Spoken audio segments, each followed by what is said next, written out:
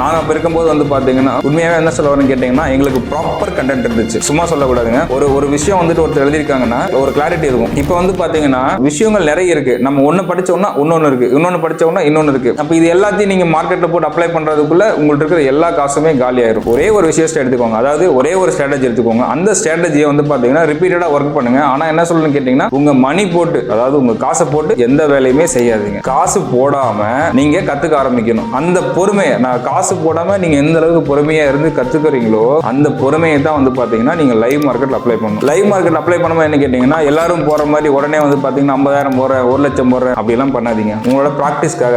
இப்போ வந்து பாத்தீங்கன்னா நமக்கு தெரியும் ஒரு 5,000 ரூபாய் இருந்தா ஒரு பேங்க் நிஃப்டி வாங்க முடியும்னா ஒரு 5,000 ரூபாய் மட்டும் போடுங்க. ஒரே ஒரு லாட் வாங்குங்க. அந்த ஒரு லாட் வந்து பாத்தீங்கன்னா இத்தனை நாள் நீங்க என்ன பண்ணிருப்பீங்கன்னு கேட்டீங்கன்னா நம்ம லைவ் மார்க்கெட்ல காசே போடாம இந்த மாதிரி எல்லாம் பண்ண முடியும், அந்த மாதிரி விஷயங்களை நம்ம படுத்திருப்போம். இதுவே காசு போட்டதுக்கு அப்புறம் வந்து பாத்தீங்கன்னா உங்க கான்சென்ட்ரேஷன் லெவல் வந்து பாத்தீங்கன்னா